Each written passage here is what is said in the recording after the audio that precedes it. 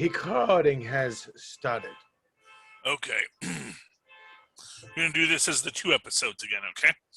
So Wait, what do you mean 2 episodes? we're going to do an intro for Enough Said. Oh, no, I was going to say, did I miss an episode of Loki? I thought No, that's not till tomorrow. No. Okay. I would never drop that on you, my friend. What? How'd that happen? I thought it was Wednesday. Yes. No, yes. Woden's Day, the day of woe. Okay, so tomorrow morning you wake up and you can watch it right away. Yes. If you want to. Okay. In a world of capes and lunatics, gods and monsters, there are those who protect the sacred timeline against the mad ambitions of a rogue god. They are the TVA, and this is Enough Said. At last, me hearties, and welcome once again to Full Stream Ahead. I'm your host, Charlie, the Professor Esser, and with me, as always, is my skinny rich friend. It's Mozz. Hey, Mozz. Welcome back to Season 1, Episode 1 of Loki. Glorious Purpose. Loki, the god of mischief, finds himself out of time and in an unusual place and forced against his godly disposition to cooperate with others. Our director this week is Kate Heron, and Michael Waldron gets both our created by and our writerly credit this week. I think it's interesting the way they phrase that description. The first 3 words, I think, define what this episode is kind of all about. Loki finds himself. Yeah, well, it is about Loki coming to terms in many ways with, and it's interesting. It's sort of, I've heard it described as this is sort of they condensed Loki's entire arc into 1 episode. So that basically we're getting Loki at the end of this episode is arguably, and big emphasis on arguably, the Loki we saw give the noble sacrifice in Infinity War. See, I think it's not. No, it's not at all. Right. Okay. Yeah, no, it's not at all. But that's the, because essentially, although, that's sort of there's layers to it. And one layer is that Loki and this Loki were always the same Loki, but that there were these things, and that he had to come through, and not for nothing, the forgiveness of Odin at the end of Odin's life, after Odin had been kind of an abusive father figure for many centuries, arguably, it's like, should we really like that he calls him his son? Is that coming from a healthy place that was moving to Loki? Or was it just that no, he's been dealing with this for a long time, and that's all he wanted was his father's approval? And I guess maybe that's just the way Norse gods are. I mean, that's the way they raise their kids. I think that's one symptom of Loki's, what makes Loki tick, so to speak. That's one symptom of it, not like the defining characteristic of it. Mm-hmm. Yeah, but anyway, so let's get back to the story. This, and people have pointed out that it is actually different cuts and different clips than we've seen in Endgame. That actually, what we see here is slightly different, immediately suggesting that these timelines are still in flux.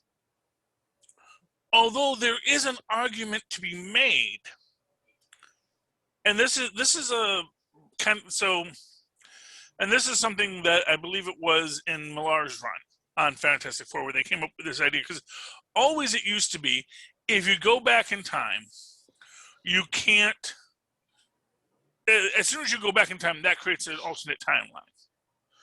And what Millar said was, well, no, you could create a same timeline so long as you don't change anything too radically while you're back there. That once you go back and you change something bad happens, and that's when things get out of whack. That's when you see on their meters, it's about to read, the timeline is about to reach a red line, which means it needs to bifurcate, and they're trying to stop those bifurcations from happening. Exactly.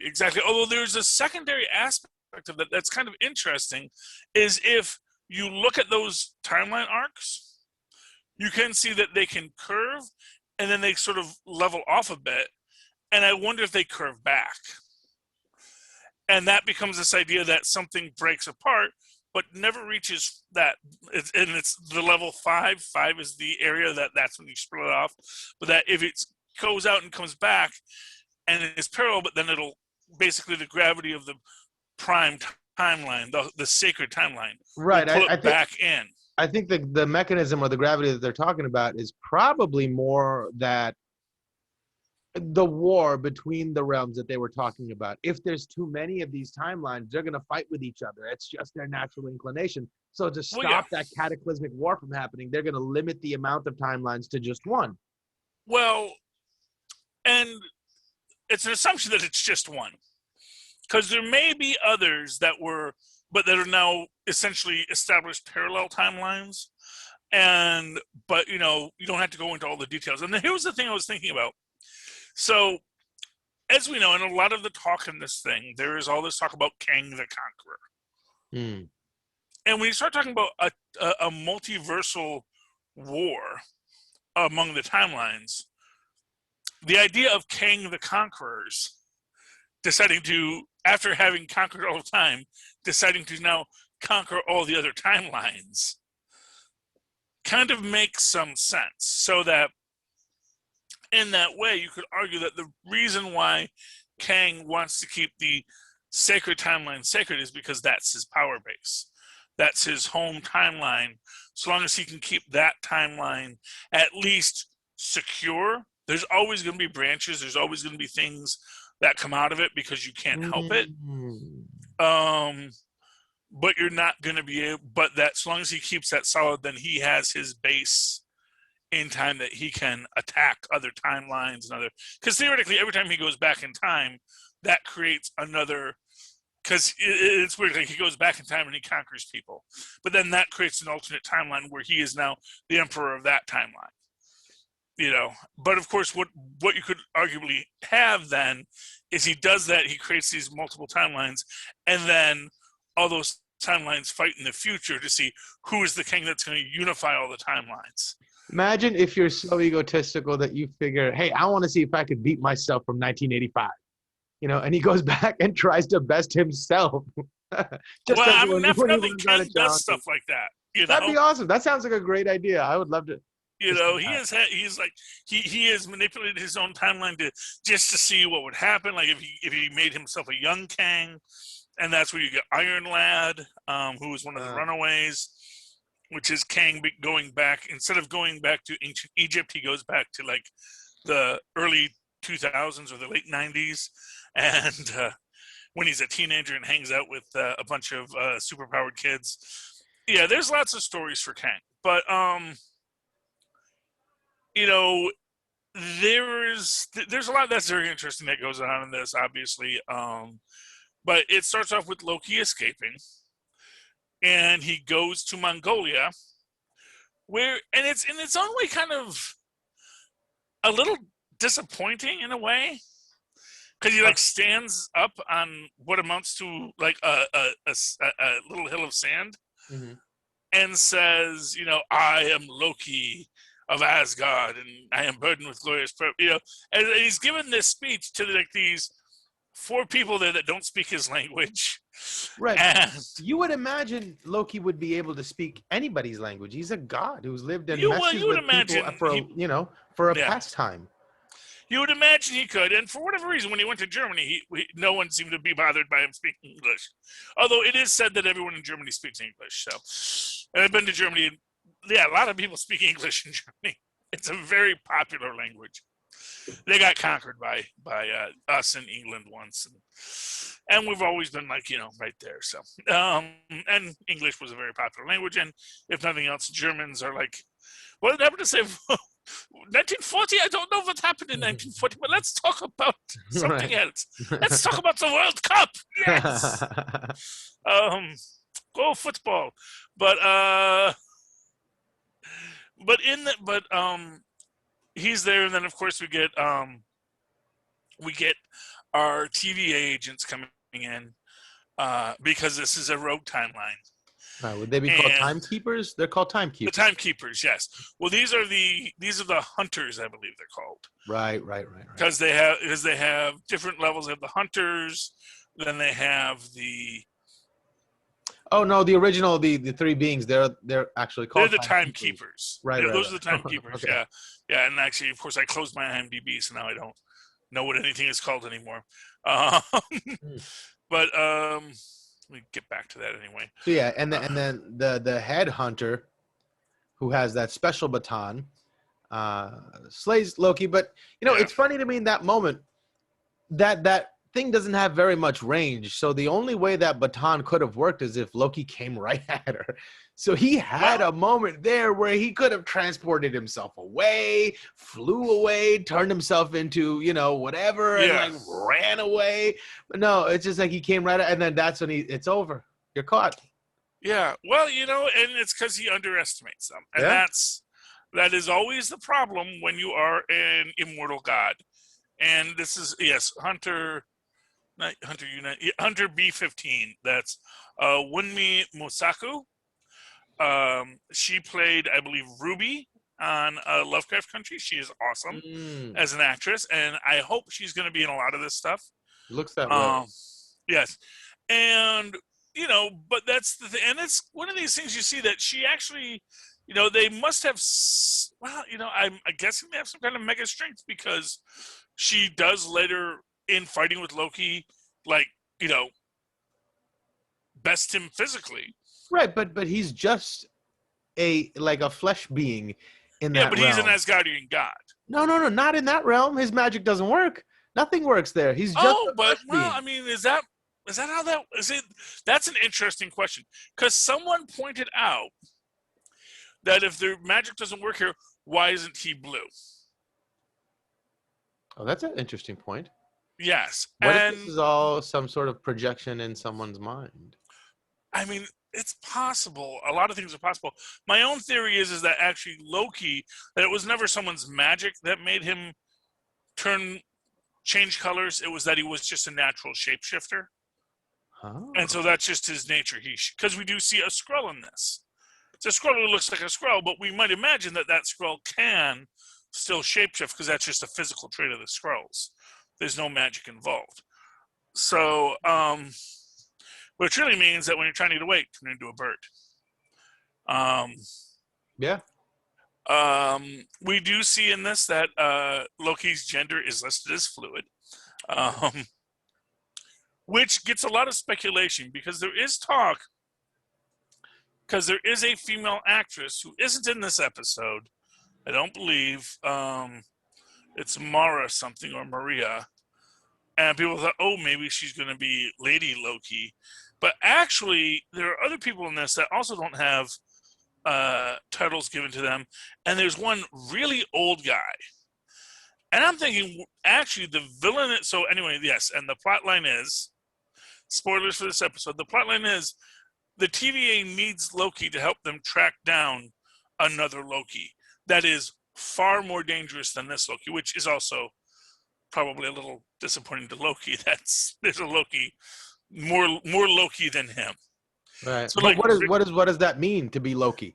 Does he really understand that? I think he gets close to it by the end of this episode, but that's an interesting question. Is it even worth asking that question? Who do you really want to be? Do you really want to be that? Are you upset that Loki is more Loki than you thought you were? Or more dangerous, anyway. Right. No, but is that the essence of you? Do you enjoy being dangerous? That's the question. Mobius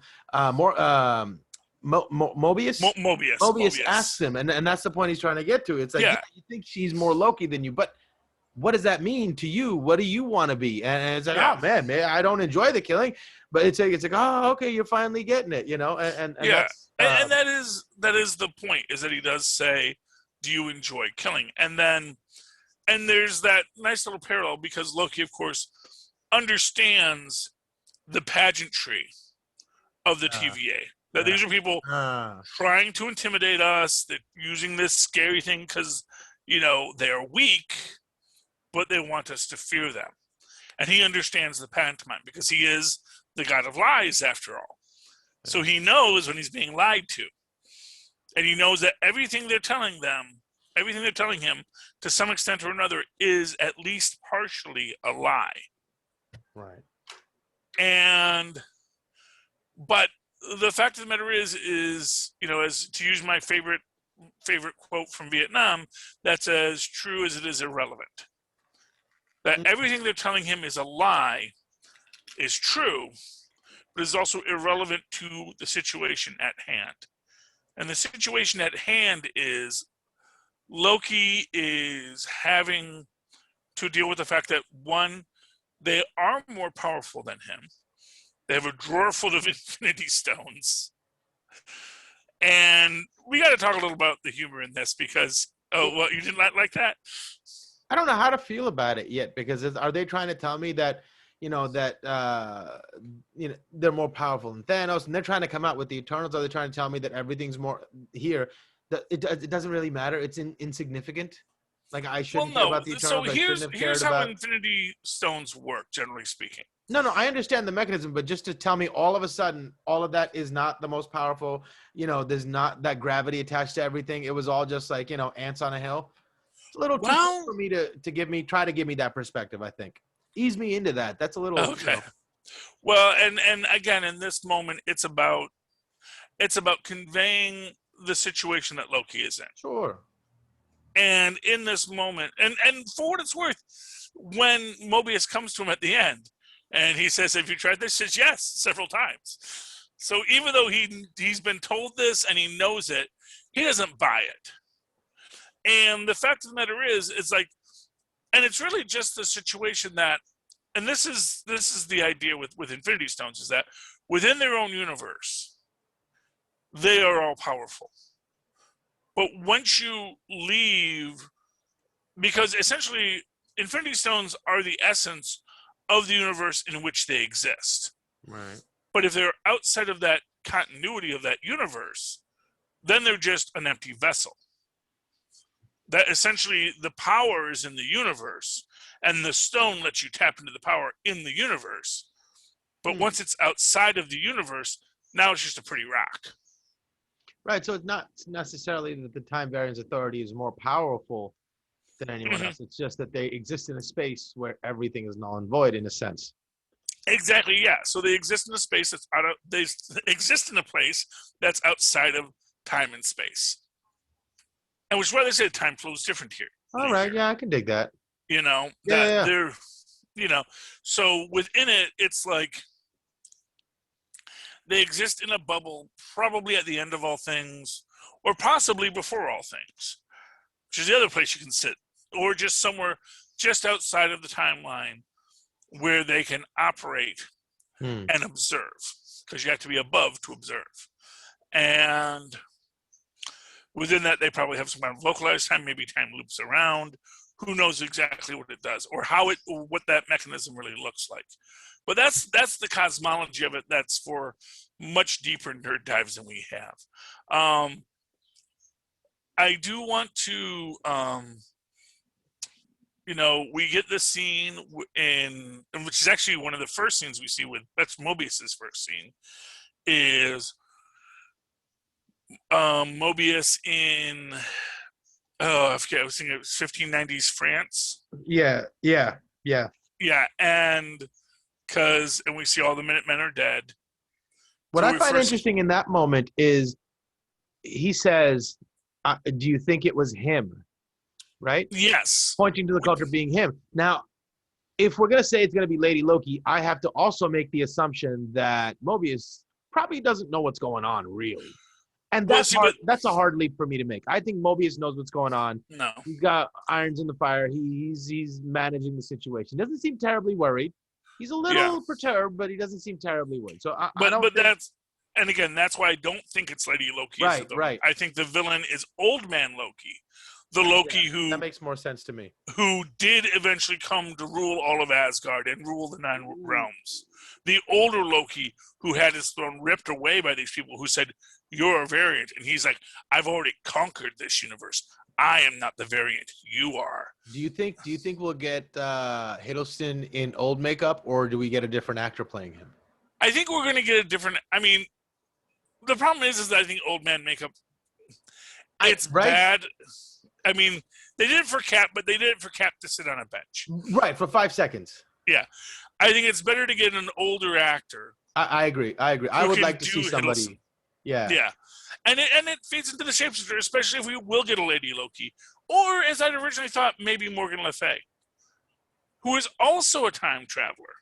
And I could absolutely see Loki say at some point, "Well, I'm going to be honest with you. I can help you, but I'm going to need to put a team together.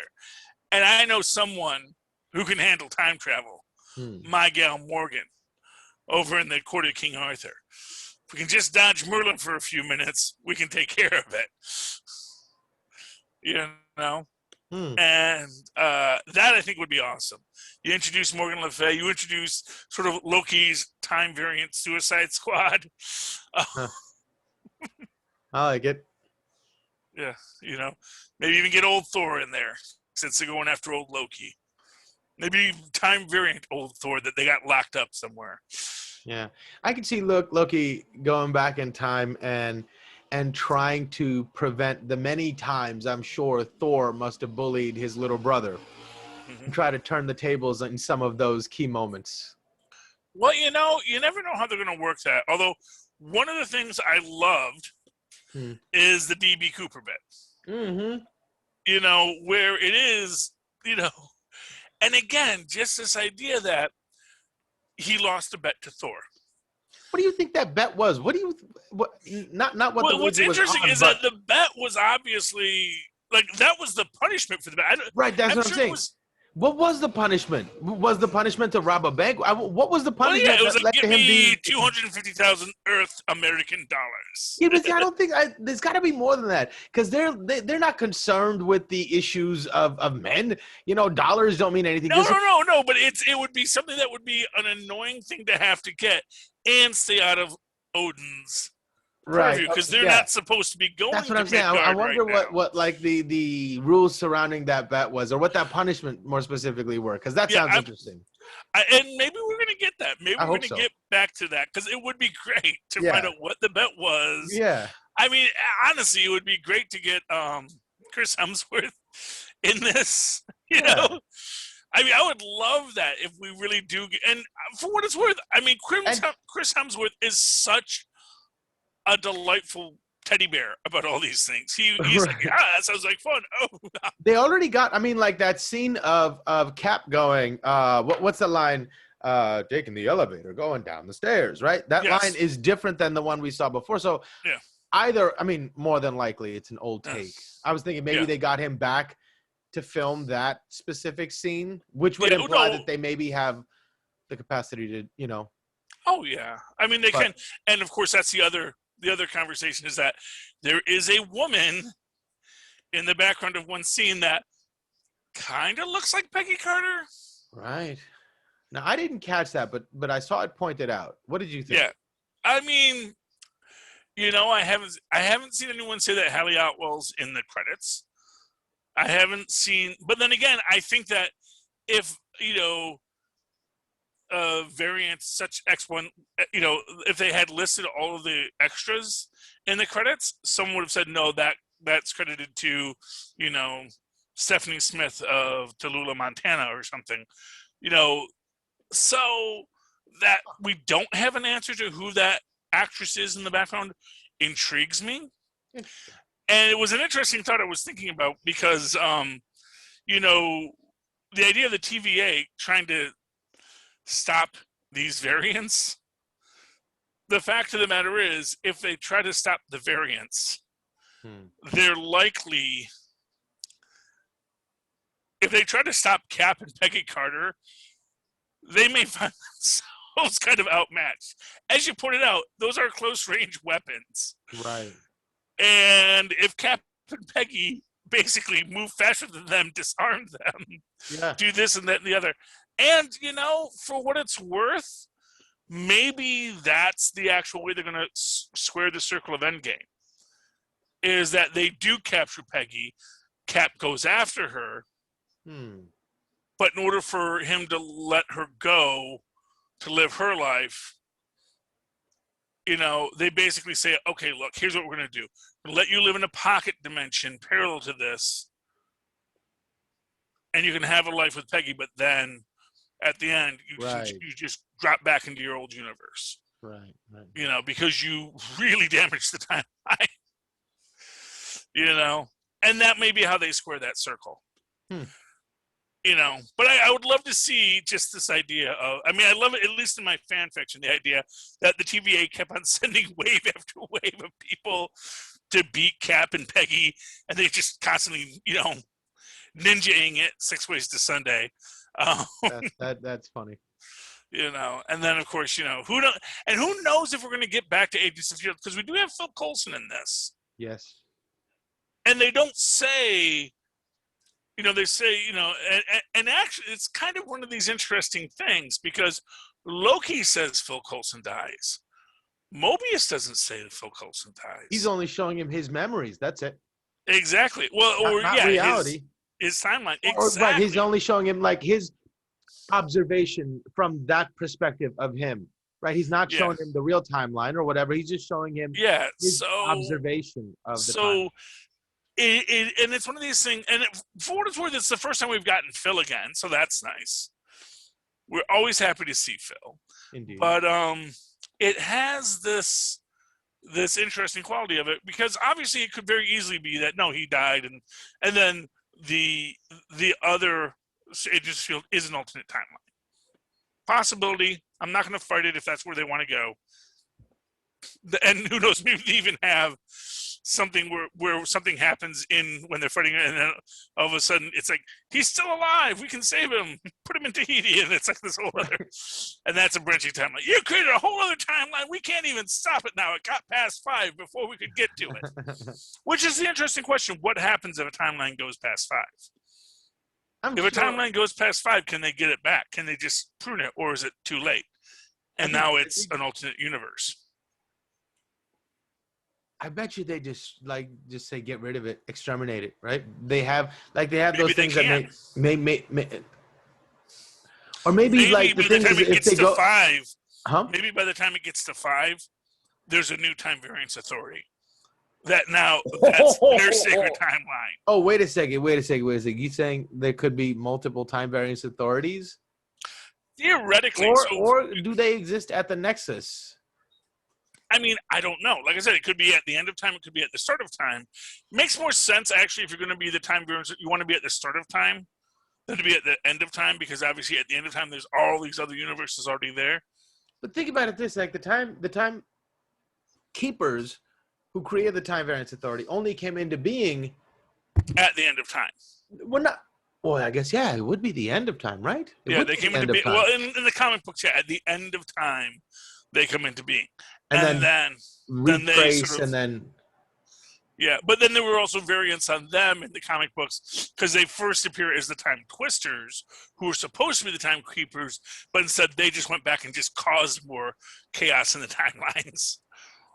So exactly what we're going to get in this, it is anybody's game. We'll know tomorrow, because we're recording on Tuesday tonight, and so the next episode drops tomorrow. We'll know tomorrow at least a little more.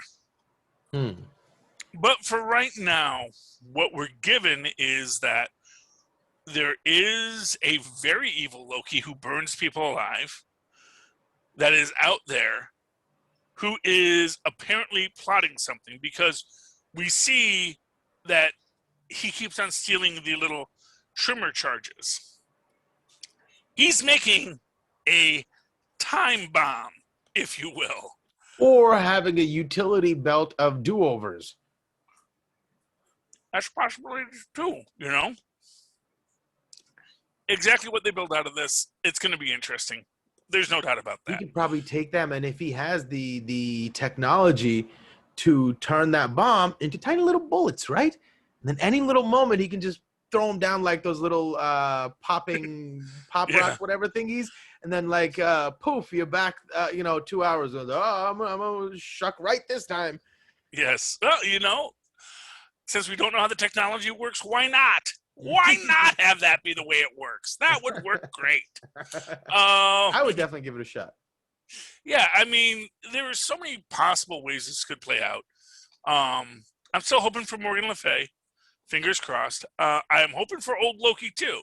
And I really want that old wizard Loki who looks at his younger self so freaking naive. It's like, do you know how many cycles of Ragnarok I've lived through at this point, son? There is we are who we are. And you know what? We chose to be evil because we do enjoy hurting people. Because making people suffer is the only way you can control them and have power. Although it's interesting because arguably Loki, when he says why he wants to rule, because people are unhappy making choices. But if you think about it, that's essentially what the timekeepers do. They say you don't get to make a choice because the sacred timeline must be preserved. You can't be late for work today because unless you were supposed to be late for work. And if you're late for work, that means you were supposed to be late for work. Exactly. Man, I was going to be here on time, but then these freaking guys with armor and these time sticks, they stopped me. They smashed my car. They said, you're late today, buddy. You can't know the truth. Hey, if that's the case, you can't blame me for being late. I was always supposed to be late. Hey, if I'd have showed up early, Butterfly Effect could have set something off. There could have been a bomb in China or something, you know? Exactly, you know. So you're welcome, boss. Exactly. You're welcome. Anyway, I do want to talk about Casey because Casey is probably my favorite character so far. Who's Casey? The desk clerk, the guy with the Infinity Stones in his desk. Yeah. Well, yeah, he's the receptionist. He's doing his job. He's lived there his whole life. Doesn't know what a fish is. Oh man, that's great. Yeah. I just want to know what I'm being threatened with before I comply. But what I love about that is just actually my favorite thing about that is when he complains to HR. Okay. Because you see him coming, and there's the two judges with the sashes. She came in, not a word. She just prunes my cart. It's like almost pruned me. So that is unacceptable. That is unprofessional behavior. Man. Now I have to suffer because these people can't keep track of their variants. Yeah. And the poor guy that gets pruned in the waiting room because he refuses to take a ticket. Yeah, he looked like he had it coming. And they made him as unlikable of a character in the few minutes he existed. Right. Like, he seemed pretty clueless. Or was he? Like, who was he? He was obviously, he's not like a incidental sort of character. Oh, we're going to see him again. Because, he was messing with the time stream. Who is he that he had the power to be messing with the time stream?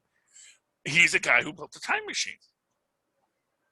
If you think of it, that's sort of the thing. Is like Tony Stark built a time machine, but the fact that there was once it's a thing that could exist, probably lots of people build it all the time. It's if you ever watch Rick and Morty, when he gives his past self, goes to another version and says, yeah, you know what you find out when you invent teleportation? You're the last guy to invent teleportation. Likewise, when you invent a time machine, you know what you find out? You're the last guy to invent a time machine. And that's sort of weird. Although when it's new to you, it's still new to you, and that's its own adventure. Well, so all you got to do is wait for the next guy to invent the time machine. Then you're a step ahead of that guy.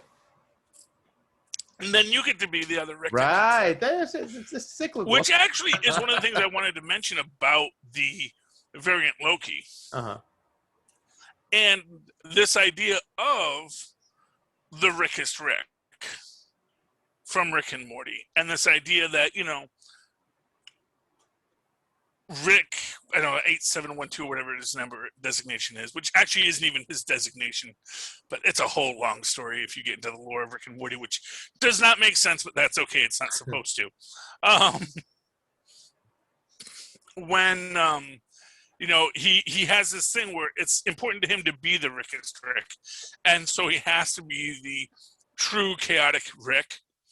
But in being the true chaotic Rick, he actually becomes very ordered and structured in his way of doing. It's like it's you can never be the most evil, the most tricksterish, the most anything, because then you're just trying too hard. And I get that sort of the idea here is that, this most evil Loki will get undone by our protagonist Loki, expressly because he is the Loki who is going to be able to see that this is a Loki bound in pattern. And if you're bound in pattern, you can't truly innovate. Right. And that's the trick. You're just trying to match wits with a hypothetical version of yourself, like a caricature of yourself. You're becoming a character, and then you're bound to the impulses of that character, not necessarily to your own. And we've had instances in the comic books where young Loki meets old Loki and basically says that to him. It's like, no, I'm not you. You are some Loki I might have become in an alternate future, sure, but that's not me now, because I'm not going to be you because you're lame. Right. I can still save myself. Exactly. In fact, coming back in time to tell me this is my future kind of defeats your own purpose, Other than that, I think there was a whole thing where you have unwittingly become the ghost of Christmas past. Exactly. Or Christmas future. Right. Whichever. You're one of the ghosts in the Christmas thing. Yeah. By the way, I know it wasn't John Tron playing the hedge fund guy, but he reminded, if you've ever seen, he actually is very funny, but it's that same kind of over the top, super privileged guy kind of character. Although, yeah, and it just reminded me a lot of him. So, shout out to John Tron if you're watching the YouTubes. Yes, you remember the guy who gets, the guy in Loki who gets pruned, the guy in the waiting room. Because I didn't need to take a ticket, and then he kind of reminded me of John Tron. Yes, but except that guy has long hair and John Tron doesn't have long hair. But anyway, yeah. I also want to point out how good Owen Wilson was, because the whole time you're first thinking is the Time Variance Authority someone that's good, or are they evil?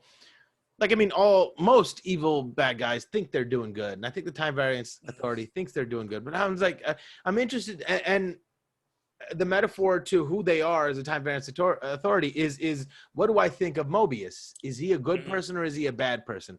And that moment where he's talking to that kid, not necessarily when he wins the kid over, but as he's about to shut the timeline down.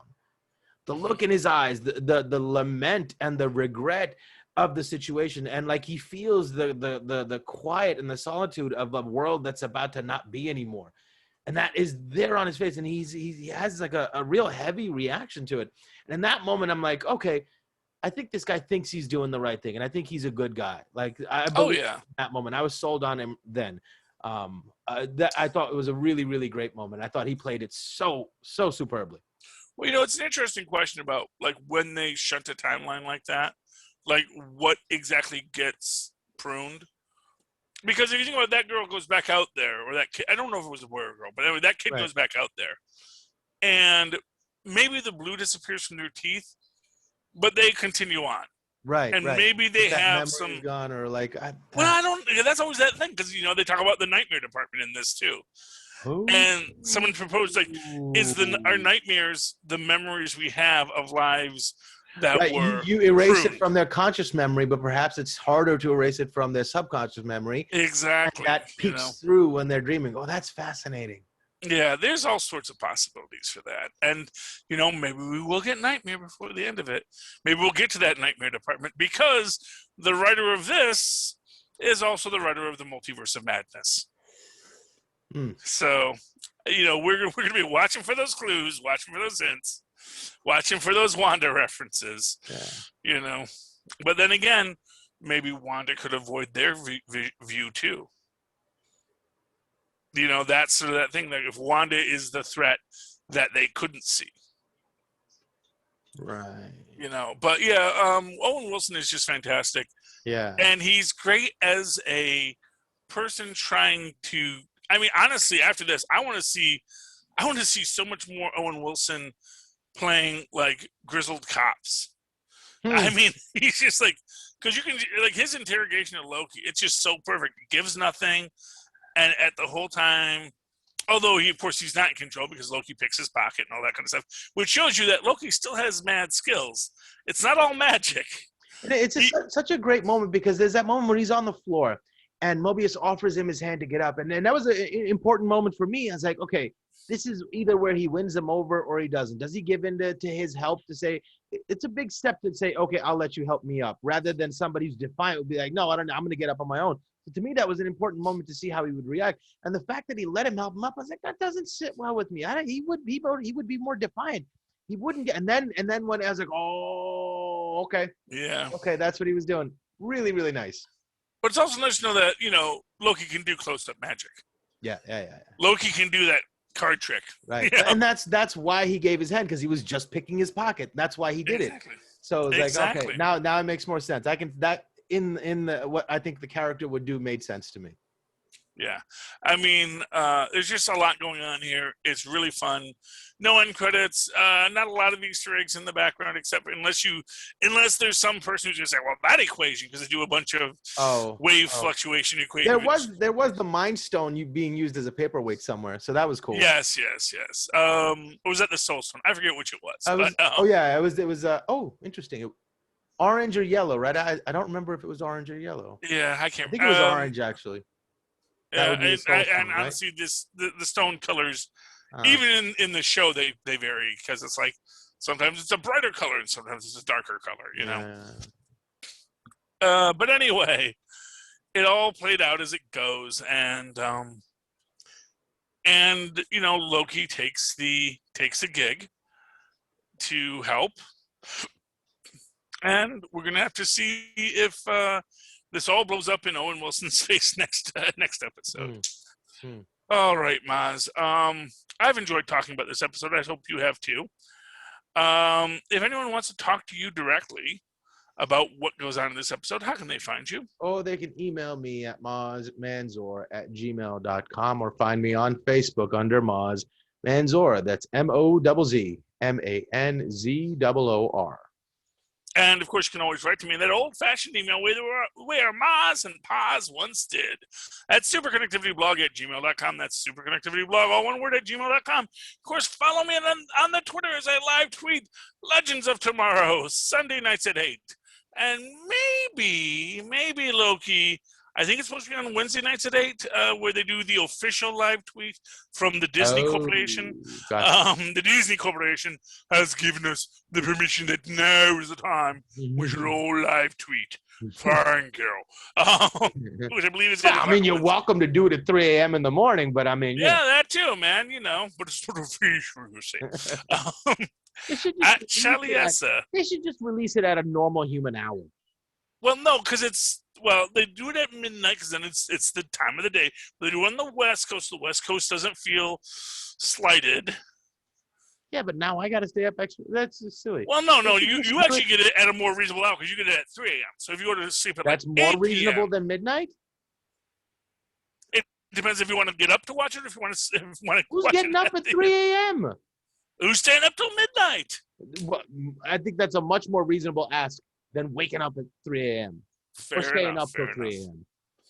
But then I guess all the Disney people are on the West Coast. So there you go. Yeah. Well, then do it like at 8 p.m. for them, 11 p.m. for us. I'm with that. Do it at a reasonable hour so we could actually watch it.